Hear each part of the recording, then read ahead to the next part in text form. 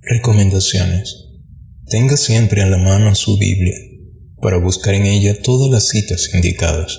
Haciéndolo así, comprobando, usted sacará mayor provecho en el aprendizaje y fortalecimiento del conocimiento de la palabra de Dios, única fuente de verdad, enseñanza dispensada. Seamos como los creyentes de Berea, los cuales recibieron la palabra con toda solicitud, escudriñando cada día las Escrituras, para ver si estas cosas eran así. Hechos 17:11. Empecemos el ministerio cantando el himno número 174. Gozaos en el Señor, que todo bien nos das, pues Él por vosotros está redimido por su sangre. ¿De qué tenéis temor, siendo Jesús el Redentor? Si Dios es por nosotros, si Dios es por nosotros, si Dios es por nosotros, ¿quién será en contra? ¿Quién será en contra de nosotros?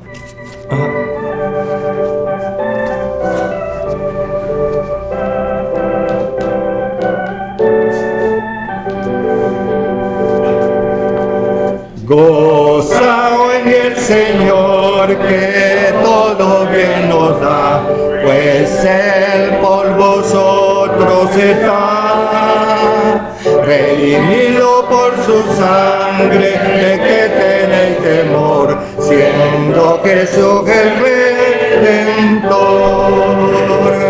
Si Dios es por nosotros, si Dios es por nosotros, si Dios es por nosotros, ¿quién será en contra? ¿Quién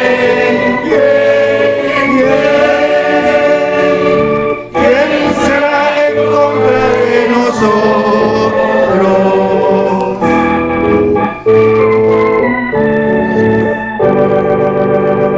Sé fuerte en el Señor, ceñido de poder, sin Él nada puedes hacer. Aunque vengan tentaciones, sé firme para el bien, y Cristo te será el sostén. Si Dios es por nosotros, Dios es por nosotros, si Dios es por nosotros, ¿quién será en contra?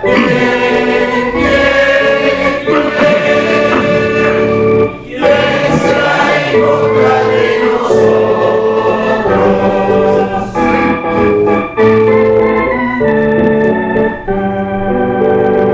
Confía en el Señor y en su promesa fiel, constante se honra Él. Pues así lo ha dicho Dios, aún la tierra pasará, mas mi palabra parará.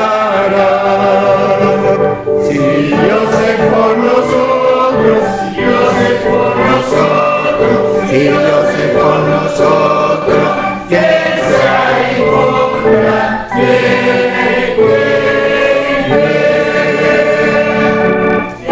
será en contra de nosotros?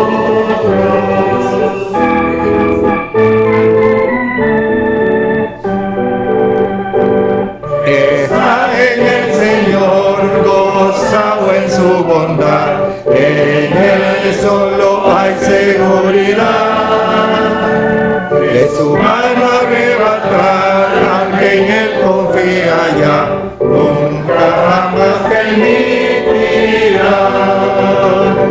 Si Dios es por nosotros, si Dios es por nosotros, si Dios es por nosotros, ¿quién será en contra? ¿Quién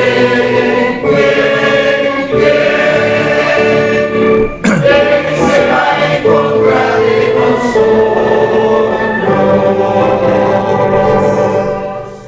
Bendito nuestro Dios, bendito Padre Celestial, alabado seas y honrado en esta hora, bendito Padre, en este santo día que nos has dado y nos has traído hasta aquí, Padre bendito, para oír estas enseñanzas que tú has aparejado en este día para cada uno de nosotros, tus hijos.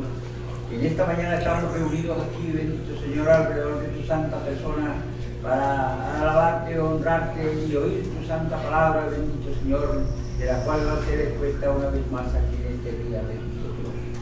Bendice el instrumento que has escogido en esta mañana, bendito Señor. Ponle palabras fáciles y entendibles para que nosotros podamos aprender aquí de todo cuanto tú tienes, de lo mejor que tú tienes para todos, todo para nosotros. Bendice las almas, bendice a todos y recibe las gracias que te damos en el santo y bendito nombre de nuestro Señor Jesucristo. Amén. Amén.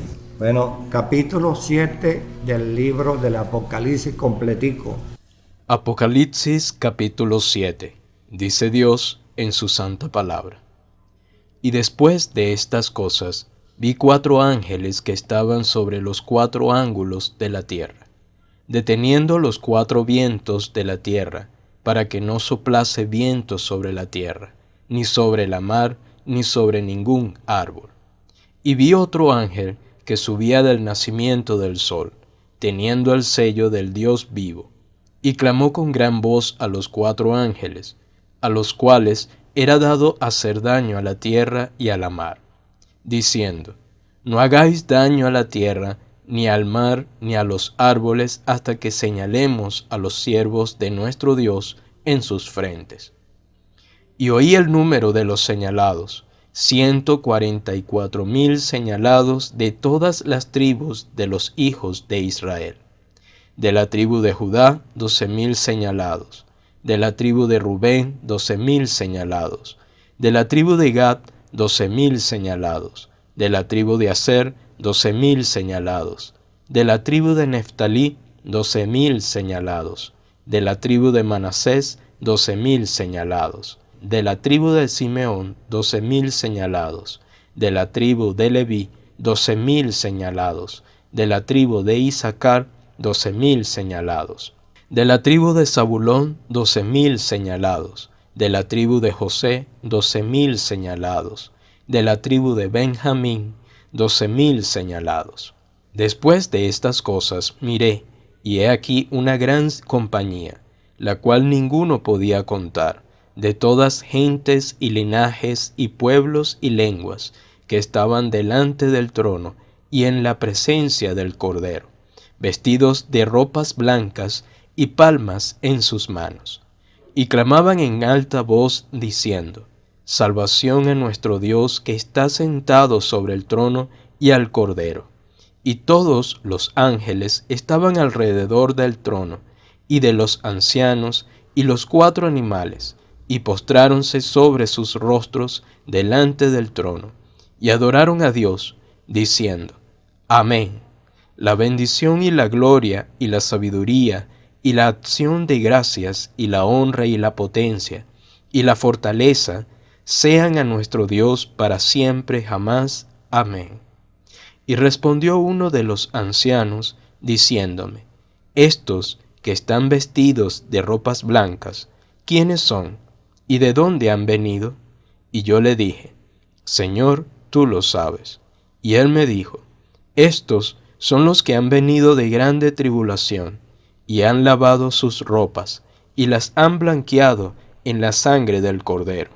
Por esto están delante del trono de Dios, y le sirven día y noche en su templo. Y el que está sentado en el trono tenderá su pabellón sobre ellos. No tendrán más hambre ni sed, y el sol no caerá más sobre ellos, ni otro ningún calor. Porque el Cordero que está en medio del trono los pastoreará y los guiará a fuentes vivas de aguas, y Dios limpiará toda lágrima de los ojos de ellos. Que Dios bendiga su santa y bendita palabra. Amén. Oremos, hermano. Bendito Padre, te damos las gracias por la nueva oportunidad que tú nos concedes en este nuevo día, Señor, como siempre, para que nos postremos a los pies del Espíritu Santo, el instructor divino por excelencia, Señor, representante como vicario aquí en la tierra del Señor Jesucristo, porque el Señor Jesucristo lo ha comisionado para que tome lo de Él y nos lo revele a nosotros, los componentes de su amada iglesia. Te pedimos, Padre, que nos bendiga con la palabra a todos los presentes y nos abra el sentido como en aquella época el Señor Jesucristo se los abrió el sentido y al día el corazón de aquellos discípulos en Maús, cuando Él explicaba las Escrituras. Así nosotros en esta mañana, Señor, el Espíritu Santo a todos nos abra el corazón y la mente y con docilidad podamos aceptar la palabra escrita, inspirada por el Espíritu Santo. Te lo pedimos en esta mañana y las gracias te damos en el nombre santo y bendito del Señor Jesucristo. Amén. Bueno, entramos al bendito capítulo anhelado por todos. ¿Sabe, hermano, que una pequeña como introducción, pero introducción no chimba, como dicen los músicos, ¿no? Cuando prueban toda clase de instrumentos, y hay un instrumento que en toda América Latina que no es completo y le dan ese nombre, un instrumento chimbo, pero siempre tiene sonido. El capítulo 7 del libro del Apocalipsis es un capítulo que en 2000 años ha presentado divisiones en todas las esferas cristianas, y muchas universidades y seminarios exponentes de las Escrituras se han peleado por este capítulo y se han dividido muchas familias y muchos hermanos. Eso te lo estoy hablando con la experiencia. No es que la Escritura tiene falla, porque el hombre es quien le presenta a la congregación la falla que más o menos, porque hay hombres creyentes, pastores, que no se someten el 100% a la sana doctrina y cometen el error, ¿bien? Porque tienen un don de expresión o algún estudio seminarista, pero con eso no le vale nada si no tiene en formación en su alma a la sana doctrina. Yo les digo esto cuando hay rivalidad en algunos pastores fundadores. ¿Qué queda? Que a veces me cantaron, ¿qué queda como para Dios algo desagradable? Fíjate que Pedro y Juan en la vida se pelearon por la doctrina y por la división de campo, pero más adelante ellos, Pedro y Juan, se reconciliaron enseguida y se reconciliaron, y Pedro volvió a caer más adelante en pecado porque negó al Señor y maldijo, no conozco a tal hombre, yo no sé qué. ¿Qué pasó? Que más tarde, cuando el Señor restaura a Pedro al apostolado nuevamente, le dice a Pedro, pero Pedro se ocupó, se gozó, se alegró, pero no se ocupó del llamado que Dios le estaba haciendo en ese momento, sino que miró hacia su hermano Juan, que era su compañero y hermano favorito, y entonces el Señor le dijo, y este Señor le dijo Pedro, ocupándose del otro, del ministerio del otro, y el Señor que le dijo, ¿qué te importa a ti? ¿Qué te interesa a ti? Ocúpate tú de lo que yo, ven y sígueme. Bien, es decir, que hay pastores que cuando el Señor los coloca en una asamblea, porque en Timoteo 2:24 es delicado, porque el hermano debe siempre saber que si aprende por parte del Espíritu Santo es para guiar las ovejas del Señor, no para enseñorearse encima de ¿qué?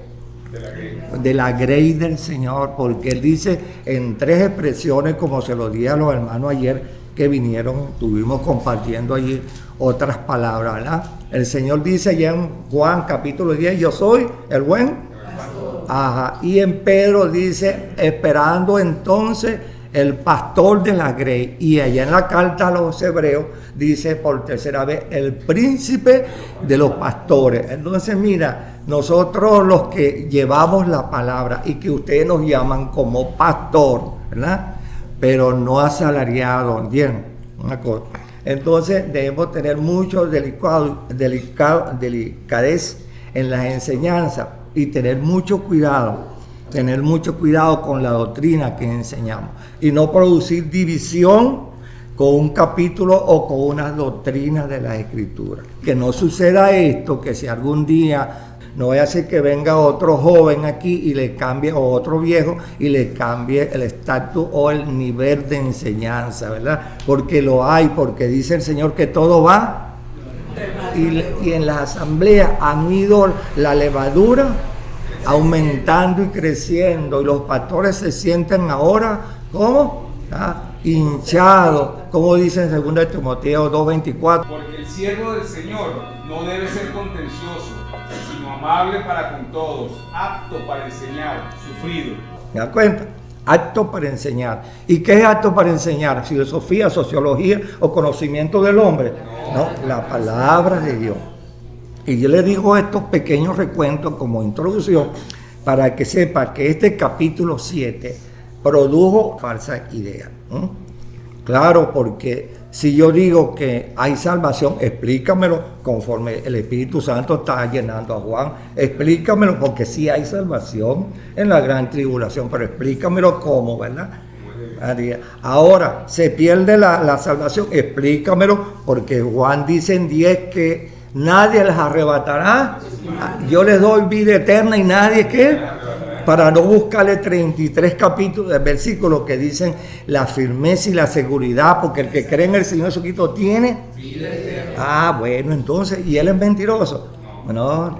33 versículos da énfasis, si eres salvo, si tienes la salvación y para siempre.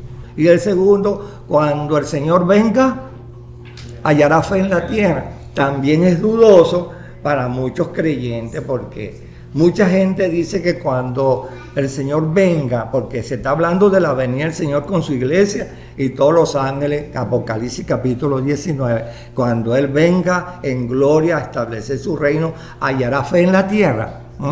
Vayan a pensar. Y estos 3 versículos produjo división, y eso más. He leído libros, hermano, de cómo este capítulo, solamente este capítulo, produce divisiones entre los hermanos. Está bien, mira, si aquí hay una pareja, un matrimonio, una hermana que no crea esto, bueno, pero tranquilo, pídele al Señor de las luces que te dé conocimiento y sabiduría. Santiago, capítulo 1, versículo 5. El que tiene falta, pídela, y el cual da en abundancia. Entonces, ¿por qué vamos? No, mira, tú eres un mentiroso, mira, tú me caes gordito, y todas esas cosas. Entonces, eso no es así, hermano.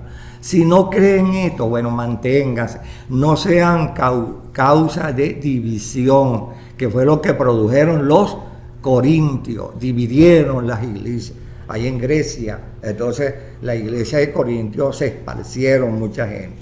Y los dones, los 24 dones que Dios derramó allí no brillaron mucho por la división que producían los miembros inmaduros en la doctrina. Bueno, y con todo esto, hermanos, sigan leyendo porque de aquí en adelante ustedes se van a dar cuenta que hay cosas difíciles de entender. He encontrado en 4 libros principales que hablan de aquí, Ezequiel, Jeremías, Isaías y Daniel, y vienen a morir aquí en este libro. Son difíciles y yo sé que hay muchos que no entienden esto. Por lo tanto, no se sorprendan y si no entienden, hagan preguntas. Hermano, disculpa, digo que dijo salvación en la gran tribulación se puede... Dice, mira, el punto que sostenía es que había salvación en la gran tribulación, pero no lo explicaba detalladamente, y el que sostiene eso tiene que explicarlo con el fundamento, con bases bíblicas, para que los humildes y los sencillos hermanos que están recién creyentes, recién bautizados, que con gozo vienen a la asamblea formándose, creciendo en la gracia y conocimiento del Señor Jesucristo, puedan crecer en la verdad, porque el Señor Jesucristo lo dijo allá en Juan 8:32, y conoceréis la verdad, la verdad os hará libre. Y nada podemos contra la verdad, dice el apóstol Pablo, sino por la verdad, contra la verdad, sino por la verdad. Entonces, hermano, siempre es, el que sabe algo, tiene que con mucha delicadeza, con mucho cuidado, enseñar a otros que no saben. Como dice 2 Timoteo 2:2, cuando uno aprende, es idóneo para guiar y enseñar a otros. Cuando uno aprende, bien. Hay muchas congregaciones que siguen predicando esa mentira, pues. El padre de mentira fue el que quien convenció a nuestros padres Abraham y Lea. ¿Llamó mentiroso a quién? Y convenció con esas palabras a Adán y Eva y cayeron en la trampa con que Dios ha dicho, no morirás. Fíjate, Dios dijo, el día que comieres de él morirás. ¿Y qué le dijo con énfasis el diablo a Eva? No moriréis. ¿Sí? Cayeron en la trampa. Entonces llamó a Dios mentiroso. Y Dios, cuando bajó, prefijó un día en el cual ha de juzgar al diablo y condenarlo, lanzándolo al lago de fuego para siempre, junto con sus ángeles y todos aquellos incrédulos que siguen al diablo. Bien, hay que tener mucho cuidado. La segunda palabra, se pierde la salvación. Bueno, solamente te acabo de citar de los 33 versículos, te acabo de citar el de Juan, capítulo 10. Nadie las arrebatará y yo les doy vida eterna. Aquí tienes un segundo texto. Bien. Y la tercera es, cuando el Señor venga en gloria, ¿habrá fe en la tierra? Eso es clarito, y lo explican los 4 evangelios. Así que estudien. Entonces, vamos a empezar pues por el primer versículo, porque es importante, ¿verdad? Después de estas cosas vi 4 ángeles que estaban sobre los 4 ángulos de la tierra, deteniendo los 4 vientos de la tierra, para que no soplase viento sobre la tierra, ni sobre el mar, ni sobre ningún árbol. Fíjate, los 4 vientos de la tierra, los 4 vientos es importante, ¿verdad? Porque los vientos vienen siendo, de los 6 elementos, viene siendo el segundo elemento que Dios creó allá en el Génesis, capítulo 1, cuando dice Dios que vio que todo estaba en tiniebla y todo desordenado y vacío. Y dijo Dios, sea la. Y después vino, ese es el primer elemento. Y el segundo elemento que Dios crea es, haya expansión sobre el cielo y la tierra, y se dividieron entonces los espacios y hubo entonces separación de mares y tierra, y llamó Dios a la expansión cielo y a la tierra la llamó tierra. Bueno, más adelante. Entonces, ¿qué resulta, hermano? Que allí vemos nosotros cómo los vientos, ya Dios, en el segundo elemento, fueron los que se ocuparon de expandir las aguas, expandir las aguas, convirtiéndolas en mares y abriéndolas secas. Pero ¿quién hizo todo eso? La fuerza del viento, que es el segundo elemento que tenemos allí en capítulo 10. Y aquí el ángel que está aguantando aquí los 4 vientos de la tierra. Cuando ustedes lean el libro de Eclesiastés, en el capítulo 1, dice Eclesiastés que los vientos nacen en el sur y van hacia el norte, y después dan la vuelta y llegan al oeste, y después llegan al este y vuelven a revolotear, llevando vida a todo lugar. Los vientos, que son el segundo elemento más importante, porque los vientos se encargan de condensar las nubes y convertir el agua líquida y convertir el agua en los 3 poderes que sabemos: sólida, ¿verdad? Líquida y gaseosa, que son las nubes. Entonces los vientos se ocupan de eso. Los vientos le dan vida a los árboles, y los vientos es la que mueve toda la fuerza del universo que Dios le dio aquí abajo, donde hay oxígeno, para que cada cosa que Él creó en los 6 días tenga vida, cómo desenvolverse delante de Dios. El viento es una fuerza invisible que Dios creó, ¿bien? No así la luz es más visible, ¿bien? Pero en los vientos se pueden, ¿qué? Palpar y ver su efecto positivo o negativo. Entonces aquí vemos que los ángeles están aguantando en el nacimiento del sol, donde el oriente, y en el oriente donde nace el sol, allí los ángeles están aguantando los ¿qué? Los 4 vientos. Y no se vayan a creer que esto no tiene importancia. Sí tiene importancia, porque después, cuando estén leyendo, hermano, las 7 copas, se van a dar cuenta los efectos negativos que de acuerdo a la palabra de Dios que está lanzando juicio sobre la tierra porque el hombre pecador que no lo quiso aceptar, entonces maldijo la tierra, maltrató la tierra y descompuso aquello bueno que Dios había creado para su gloria y para el bien del sexto elemento que es el hombre. ¿Entienden? No se les olvide eso, es importante cuando vean eso, los vientos. Los vientos también son los que representan una fuerza de los 4 puntos cardinales, dándole a indicar que cuando hay un mar, tanto por parte de la naturaleza y por parte de algún imperio, lo califican como la fuerza de un viento. ¿Entienden? En las escrituras. ¿Entienden? Por eso es importante que siempre se den cuenta los vientos, los 4 vientos que el ángel tenía que mover. Y entonces otro ángel le dijo: aguántate, no le hagas daño ni a la tierra, ni a los árboles, ni al mar. Claro, eso. Ahora el segundo dice: y vio otro ángel que subía el nacimiento del sol, teniendo el sello del Dios vivo, y clamó a gran voz a los 4 ángeles de los cuales era dado hacer daño a la tierra y al mar, y también a los árboles. Ahora, ¿el sello de Dios les parece extraño a ustedes? Y vio otro que subía del nacimiento del sol teniendo el sello de Dios vivo. ¿Cuál es ese sello de Dios vivo? Por una parte, en primer lugar, está en el Nuevo Testamento, pero en el Antiguo Testamento, ¿cómo usaba yo ese sello? Ahora, fíjense, ustedes han leído un poquito de lo que hemos comentado, lo que se llama la predestinación. ¿Qué es el sello de Dios vivo? Eso está en toda la Escritura. ¿Y qué resulta, hermano? Que Dios siempre en su plan de creación, óiganlo bien, en su plan de creación, Dios que todo lo hizo con sabiduría, con entendimiento y para recrearse Él y para el bien de su criatura, a quien Él creó a su imagen y semejanza y colocó aquí en este mundo, para que le administrara esto. Dios siempre, desde el principio, en su omniqué.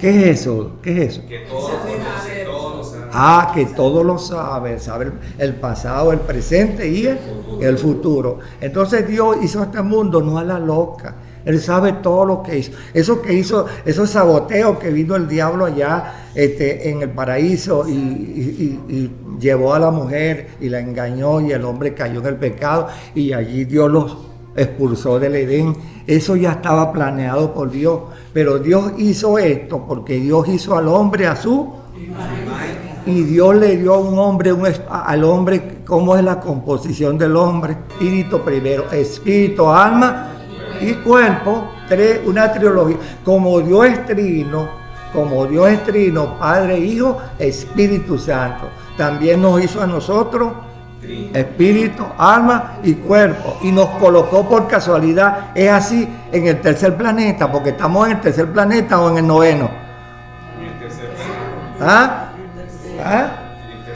El tercer planeta después del sol, avisar. Entonces, que fíjate, Dios en la Escritura, para que los que están estudiando teología, que uno ve todas esas cosas y uno, como Dios trabaja en su mundo, ¿no? Y uno se da cuenta cómo se desenvuelve Dios en bien de nosotros los seres humanos. El sello de Dios, lo que estoy explicando, pero yo iba a explicar otra cosa, pero que Dios siempre en su predestinación, todo lo hizo ordenadamente, todo, y permitió que el hombre cayera, porque Dios pudo prevenir, acaso que Dios en su gran amor, como dice aquí, y en su poder no pudo evitar que Satanás, un ángel creado, que Satanás no fue increado, fue creado por Dios. Tiene sus limitaciones. ¿Acaso que Dios no sabía que Satanás se iba a revelar? Él andaba por allí rodeando. ¿Entiendes? Y entonces, haciendo cosas y en la vida juvenil de él, bueno, se portó muy bien y fue aprendiendo. Y Dios lo alabó porque se superó en medio de todos los ángeles. Y lo llamó Dios y le puso un nombre Luzbel o Lucifer, que significa luz hermosa, bella, hermosa. No de los colores de la tierra, sino de los colores de allá del cielo, cosa que veremos nosotros cuando estemos allá. Entonces, claro, él no, mira, Dios llegó y le aplicó la ley. Entonces llegó el momento cuando Dios permitió esto, es para probar al hombre a imagen y semejanza de Dios, la sabiduría que Dios colocó en el hombre. Dios le quitó al hombre esa sabiduría por el pecado allá en el Edén, porque si Dios le hubiera dejado, así como le dijo, voy a retirar el árbol de la vida, no sea que después eche mano al árbol de la vida y coma en pecado, ¿no? Y coma y viva. Así mismo le retiró Dios el sentido sapiento que tenía el hombre. Dios se lo retiró. Y el hombre entonces en su sabiduría vino de peor, de mejor, de mayor a menor, de mayor a menor. Y cada dispensación el hombre ha venido decayendo, hasta llegar a lo que se llama la gran tribulación, donde Dios entonces le hará justicia a un pueblo y a un grupo y hará juicio a una humanidad que lo rechazaron a él, que lo vamos a ver ampliamente. Asimilen lo que le estoy diciendo. Entonces el hombre, Dios lo permitió porque nosotros en estos 6,000 años, la raza humana tiene más conocimiento aún todavía que los mismos ángeles. Porque los ángeles que no cayeron en pecado no saben la experiencia de la cual nosotros hemos vivido. Los que no cayeron en pecado. Y si ellos, como dice el primer capítulo de Pedro, los ángeles sanos que son los administradores de Dios aquí en el mundo, en los 2000 años de gracia, ellos dice ahí, Pedro, inspirado por el Espíritu, dice que los ángeles desean ver nuestra sabiduría y nuestro comportamiento en medio de cómo nos desenvolvemos con esa comisión que Dios nos dio, nos mandó. Y por todo el mundo ir, es una misión, y entonces ellos están comisionados viendo cómo nos comportamos, cómo nos administramos nosotros la palabra que Dios nos dio a nosotros. Cosa que pecó Israel y Dios lo tuvo que castigar y los va a castigar. Cosa que también los gentiles pecamos y Dios también nos va a pasar por la brasa, viene quemándonos las impurezas. Entonces, ¿qué resulta? Que nosotros vamos a llegar, cuando Dios nos despoje de este cuerpo de pecado, vamos a llegar a formar parte, todos los componentes del mundo, de todos los creyentes, a formar una sola esposa, no 7 esposas avisadas, una sola esposa. Yo les voy a dar una idea para que no sé, hay muchos libros por ahí que dicen que hay varias resurrecciones y Dios entonces va a resucitar a la gente del Antiguo Testamento y a ellos les va a dar un lugar aparte y ellos se van a unir con nosotros junto con el Señor Jesucristo en otros lugares. Ese es un error pero satánico grande. Lo he leído bastante y no le estoy mintiendo a ninguno de ustedes. ¿Entienden? Porque hay una sola, ¿qué? Una sola iglesia. Ustedes no se han dado cuenta que el Antiguo Testamento, en el libro del Cantar de los Cantares, Dios nos está dando a nosotros una ilustración acerca de una sola. ¿Cuántas esposas tuvo Salomón? Tuvo 700 reinas y 300 concubinas, 1000 mujeres. Ahora, de esas 1000 mujeres, ¿a quién amó Salomón?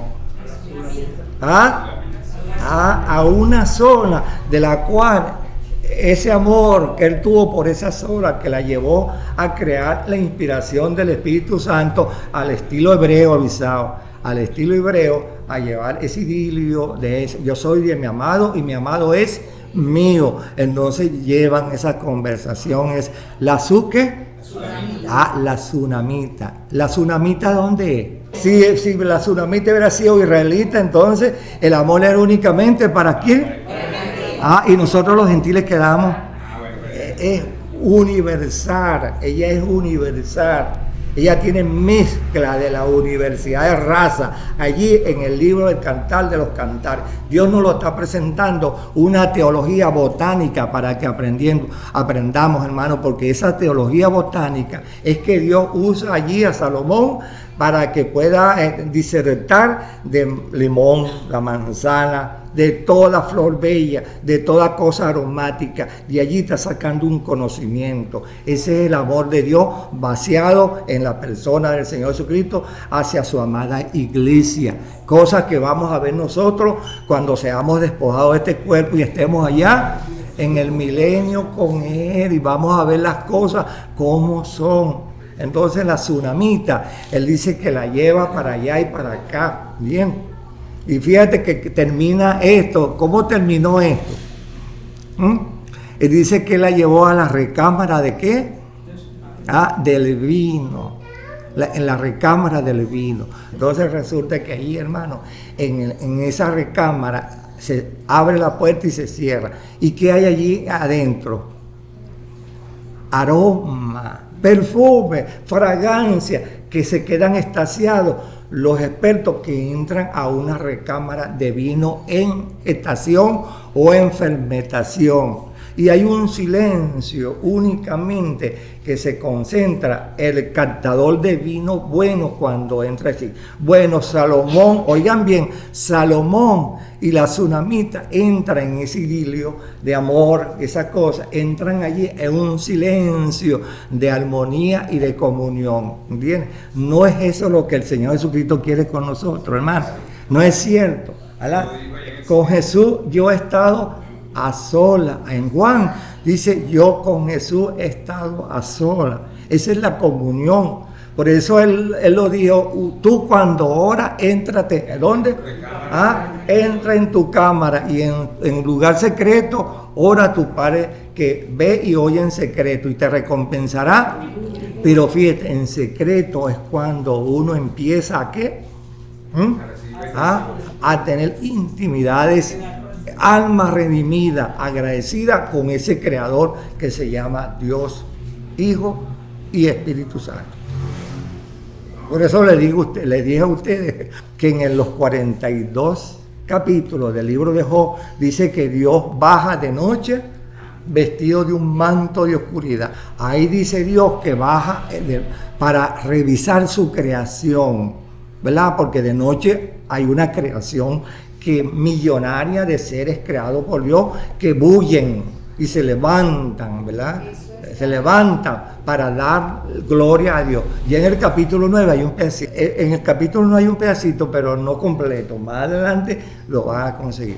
Y eso significa que Dios en la noche invisible, cuando nosotros los de día estamos durmiendo, de noche hay un bullicio de toda la creación, alabando y bendiciendo a Dios. Bueno, dice Dios que Dios se recrea paseándose en su creación de noche en manto de oscuridad para ver cómo el sapito está allá, tú sabes, gritando y el pajarito está durmiendo, pero andan las serpientes por allí buscando qué comer. Y así hay de todo, lo más mínimo. Entonces Dios se recrea viendo esa belleza. Así es que el amor de Dios, así es la pureza de Dios. Y todas estas cosas que uno ve en las Escrituras, uno debe de aprenderlas. Cosas que yo lo digo, me extiendo en esto, porque los ángeles, en muchos conocimientos humanos aquí, ellos no están relacionados, porque nosotros somos los que practicamos la administración de la gracia de Dios, los unos con los otros.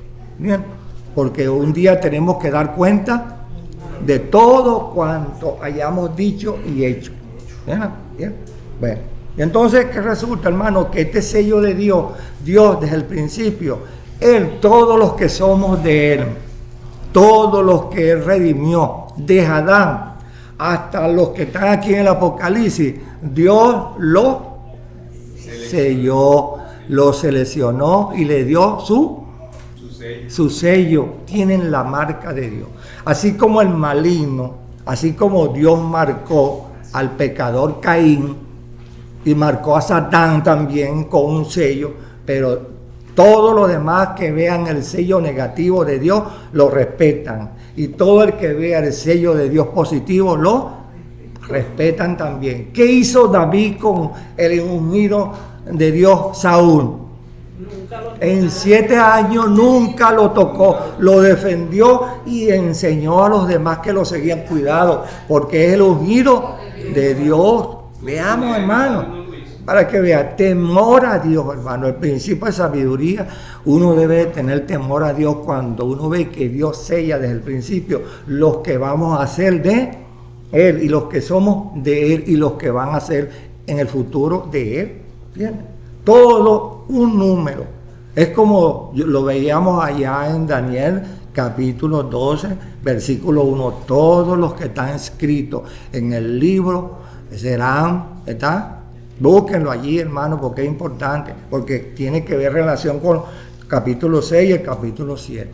El número, todos los que estén muertos en el polvo se levantarán ese día cuando Dios dé la orden. Ahora, ¿cuántos están muertos hasta ahora y vivimos por la gracia del Señor? Solamente Él. Y solamente Él sabe quién tiene los sellos. No se les olvide que los sacerdotes a quien Dios los escogió, a los levitas, eran como casi 9,000 hombres que llevaban las cosas santas de Dios. Ellos no tuvieron recompensa, ni tuvieron tierra, ni casa, ni oro, ni nada, sino ellos vivían ¿de qué? Del diezmo de las otras 11 tribus que le llevaban, pero ellos no tenían, pero ellos estaban todos contados delante de Dios, incluyendo el sumo sacerdote. Tenía en la frente un señalamiento con un número que decía que, una plaquita que decía santidad a Dios, santidad a Dios. Entonces Dios sabe quiénes son los santos en este mundo, escogidos por el Señor Jesucristo, lavados en la sangre del Señor Jesucristo, y quienes tenemos el ¿qué? El sello del Espíritu Santo. Primera de Efesios, capítulo 1, versículo 3. Todos cuantos hemos creído en el Señor Jesucristo. Otra garantía que nos dice que la salvación nunca se pierde. Y desde que creíste fuiste. Desde que creíste. En un momento que cree una persona en el Señor Jesucristo, enseguida el Espíritu Santo lo persuade de pecado, de justicia y de juicio. Y enseguida, en aquel arrepentimiento sincero, cuando los ángeles proclaman arriba, gloria a Dios, porque un pecador pasó de muerte a vida, enseguida viene la tercera persona de la Trinidad y le dice, este es mío. ¿Verdad? Y lo sella, lo habita, lo posesiona, lo trae a la iglesia. Mira, pórtate bien aquí, aprende la palabra, sé útil, trabaja por la causa, y así recomendaciones múltiples que nos da el Espíritu Santo. Así que el sello vivo de Dios, el único que puede sellar a un verdadero creyente desde allá de Adán hasta el último de aquí de la gran tribulación de este capítulo 7, es Dios, es Dios. Y fíjate que los ángeles con reverencia le dicen a sus amigos contemporáneos, a sus ángeles, mira, aguanta los vientos allí y no hagas esto y lo otro hasta que sellemos. ¿Entiendes? Fíjate que cuando Dios mandaba a los soldados allá en la guerra, el jefe hacía una cuantía, una estadística, cuántos iban a la guerra, y todos quedaban anotados. Fueron 20,000, 30,000 o 300,000. Porque Dios habla mucho de números. ¿Se acuerdan el libro de Gedeón, que Dios mandó a conquistar y habían 30,000? Iban a conquistar, y después esos 30,000 Dios son muchos. Y después de esos muchos que dijo Dios, puso a prueba a Gedeón, y después que quedaron ¿qué? 3,000. Y todavía para Dios eran muchos ese número, hasta que llegaron a un número 300, fíjate, no desigual, sino iguales. Le dijo, bueno, 300, con eso basta.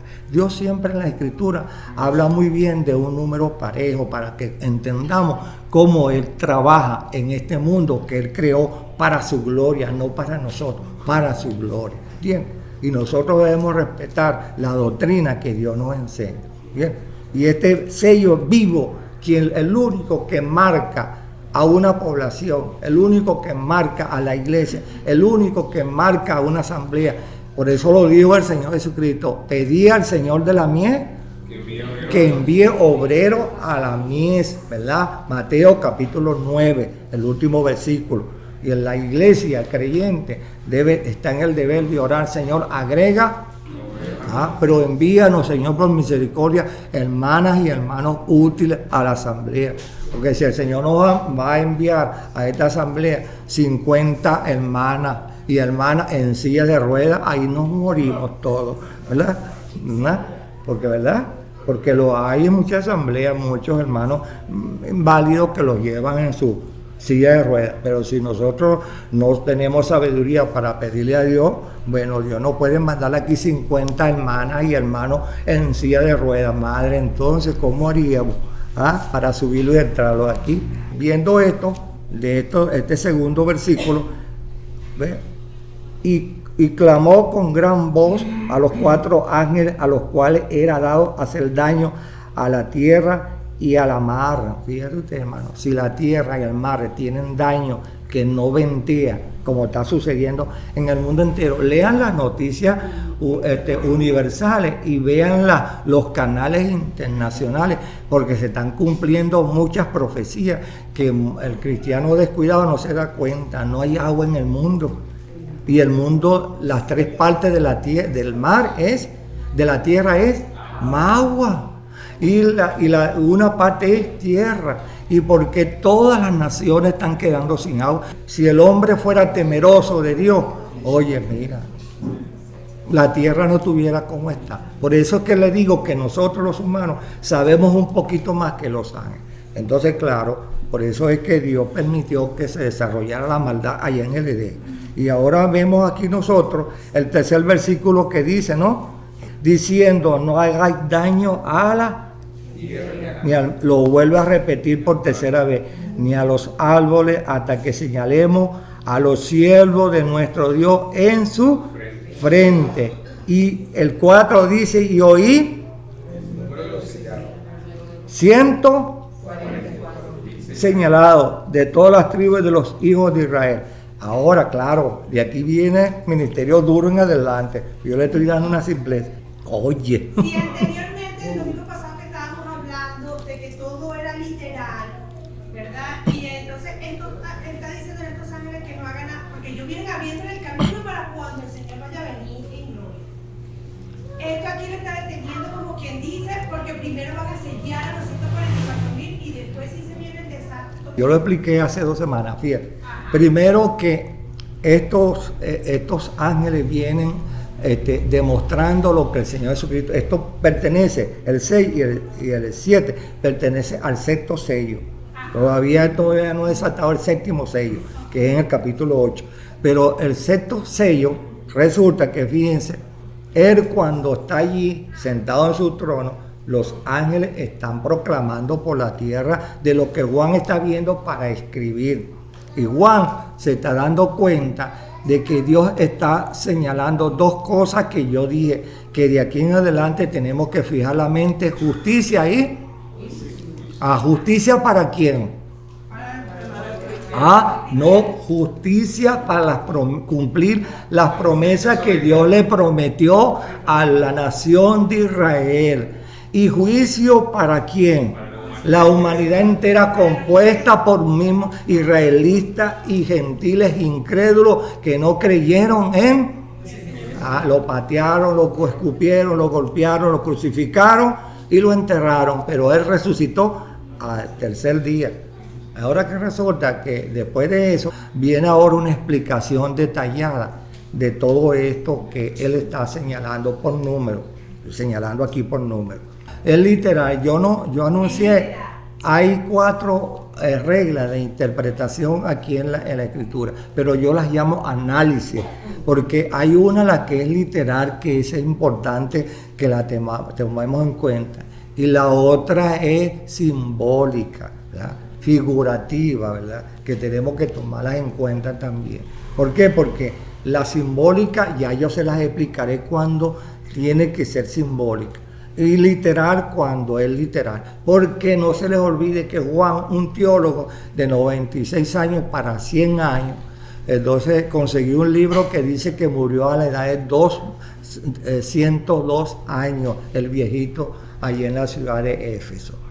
A esa edad murió el viejito, predicando aún todavía con el poder del Espíritu Santo. el Apocalipsis y otras doctrinas más que no están en el Apocalipsis. Ahora que resulta que Juan está escribiendo lo que le están dictando, ¿ah?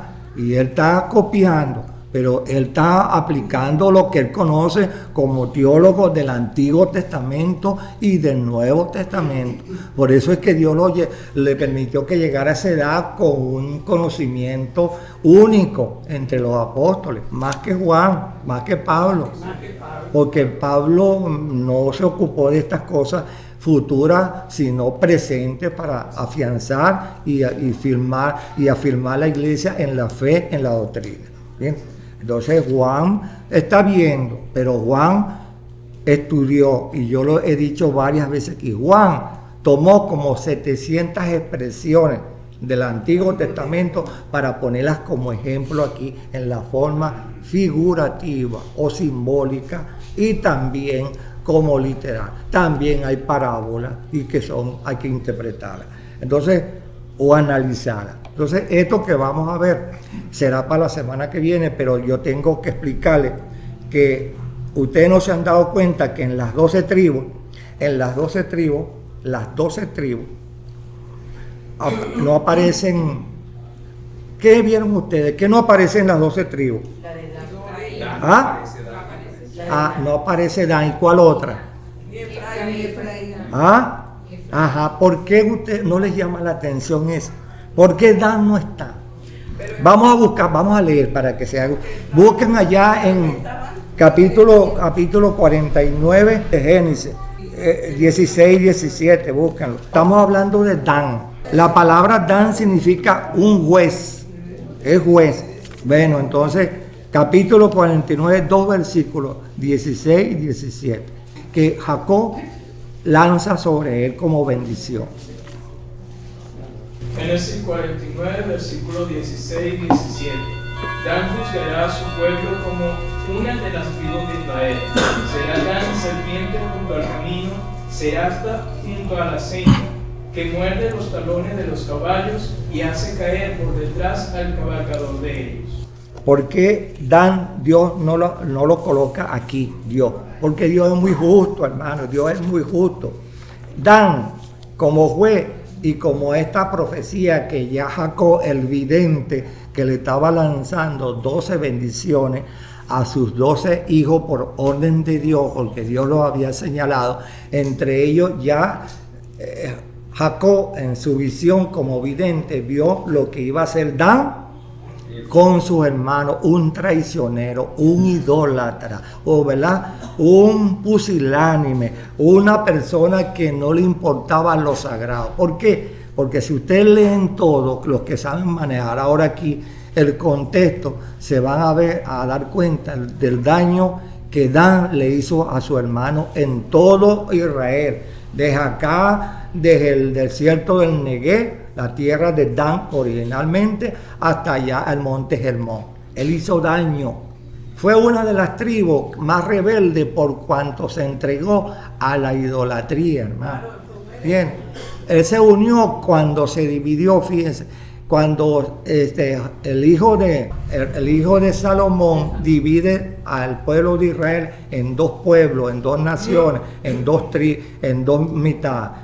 Rey del norte y rey del sur. 10 tribus para el norte y 2 tribus y media para el sur. Entonces resulta que Dan fue uno de los primeros que se alió con el idólatra de ¿cómo? Roboán.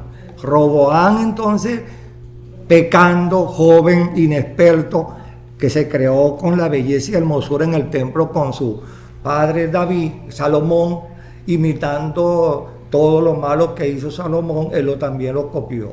Entonces, ¿qué pasa? Que Salomón entonces, por rabia y por muchas cosas, y entre las razas, dividió eso y entonces tomó a Samaria como capital, como ya no Jerusalén, sino como la capital del norte de los israelitas. Y allí, ¿a quién puso él? A un toro y a todos los ídolos de ese lugar. Allí rodeó. Entonces, ¿qué pasa? Que entonces él convierte esa como capital del rey del norte, Y entre ellos, bueno, como apócrifo que era, y apóstata que era, idólatra, entonces hacen templo a todos los dioses de ese entonces allí. Y tomaron como ayudante y quien le avalaba eso a ellos era Dan, la tribu de Dan. Y la tribu de Dan siempre fue diezmada por la idolatría. Cuando ustedes lean la geografía bíblica, se van a encontrar con dos terrenos, con dos lugares que se llaman Dan y Dan. Dan acá en el Negué, en el sur, y Dan allá cerca del monte Hermón. Porque ellos llegaron muchas veces a perder tanto los miembros de esa tribu que llegaron únicamente a quedar ¿cuántos? 6.000 hombres nada más. 6.000 o 600 hombres. Entonces, claro, Dios por misericordia, ellos fueron y conquistaron unas tribus ¿de qué? De los cananeos. Pero resulta que Dan, entonces en su idolatría y en su mal camino, fue mermando y Dios no lo bendecía y fue decayendo y decayendo. Llegó el momento que cuando Dios, para no terminar esa tribu, permitió que un saldo que quedaba de la tribu de Dan fuera a Ai, la ciudad de Ai, que quedaba cerca del monte Hermón, ya subiendo para allá, y conquistaran unas tribus y unos pueblos ociosos y en pecado, y Dios le permitió, vayan, invadan eso y maten a todos, y se trajeron todas las chicas que tenían, eran como 6.000 doncellas, ¿no?, para formar un matrimonio, para poder multiplicar nuevamente la tribu de Dan, pero ya no era pura, sino era mezcla, porque eran cananeos. Y Dan entonces sucesivamente hoy sigue apareciendo en la historia como una tribu pecadora. Tan es así como pecó contra Dios, Dios cumplió lo que había prometido. ¿Sabe qué? Tu pecado te alcanza. Ajá, allá, exacto. Deuteronomio capítulo 32, versículo 23. Sabe que vuestro pecado te alcanzará. Así fue, le pasó a Dan. Ahora, ¿qué pasó? Que Dan, estando allí en esa forma tan pecadora, llegó el momento de que Dios, bueno, como lo cumplió Dios y Moisés, una vez pidiéndole a Dios por su pueblo que tuviera misericordia, entonces Moisés le dice a Dios, bueno, si tú no me complaces en esto, borra mi nombre del libro de la vida. Ahora, que dijo Dios, aquel que pecare contra mí, a ese borraré yo de mi libro. Y eso está en el libro de Éxodo, capítulo 32, versículo 33. Entonces, Dan fue borrado de los libros de los reyes, de las crónicas y de los libros sagrados, y no aparece Dan. Tampoco aparece aquí, porque no era digno de que en este libro sagrado de estos santos que están aquí, vencedores del pecado, apareciera Dan. Ese es el propósito de Dios. No se le olvide que la Escritura, quien la inspira es Dios, es Dios. Así que Dan quedó descartado. Y otra cosa, no computó para hacer una tribu que venía a multiplicarse como 12.000 para predicar el evangelio a sus hermanos en la gran tribulación. Fíjate, no lo permitió Dios como vaso. ¿Por qué? Porque era un vaso corrompido y un pecador. No se le olvide, hermano, que cuando Dios le comisiona algo a una familia, a un hombre, a una mujer, debe de cumplirlo con cabalidad y con santidad, porque Dios está viendo. Mira, hazlo conforme al modelo. Y cuando un hombre o una mujer, un verdadero creyente, no hace conforme a la Escritura, llega Dios, bueno, mira, te sancionaré, te quitaré esto, más esto. No la salvación, sino que las obras. Ahora, esto es Dan. Como el tiempo se va aquí, y ya no tenemos ganas de tomar café. Entonces, ¿qué pasó con Efraín? ¿Quién era Efraín? Efraín era nieto de Jacob, era hijo de José y nieto de Jacob, pero no era de las 12 tribus. Ahora, ¿por qué Dios le dio ese honor a esos dos nietos, a Manasés y a Efraín, que ostentaran el título de patriarca y las bendiciones del patriarca? ¿Por qué? ¿Saben ustedes en teología del Nuevo Testamento? Por amor a su siervo fructífero fiel, que fue José, ¿verdad? Y como José estaba ocupado en ese momento, ocupando el reino, el tercer lugar en Egipto, después del faraón, Dios le concedió esa bendición para que él pudiera como vidente ver, para que transmitiera bendiciones futuras, presentes y futuras a Efraín y a Manasés. Por eso aquí aparece Manasés y no aparece Efraín. Y Efraín, Dios también, en la misma forma que cayó Dan, también Efraín cayó en el pecado. Si ustedes quieren saber parte del pecado de Efraín, está muy regado por los profetas menores, y entre ellos el profeta Osea. El capítulo Osea, ustedes pueden leer cómo Dios descartó de lleno a Efraín. ¿Por qué?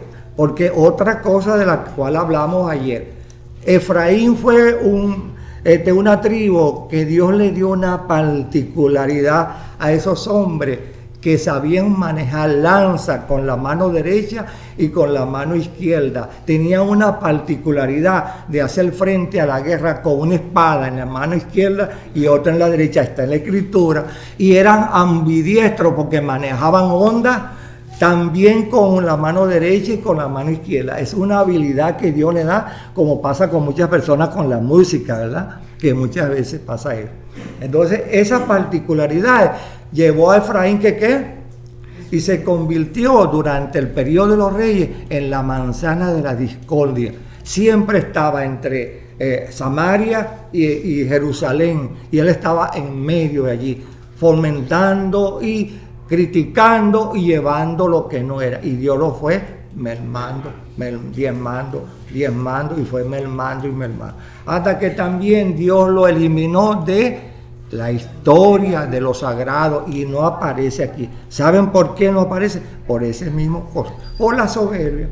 Fíjese, uno pequeño que Dios le quitó bendiciones, y a uno grande Dios también. Es como Dios dice, Dios, que no se enseñoree el hombre fuerte delante de Dios.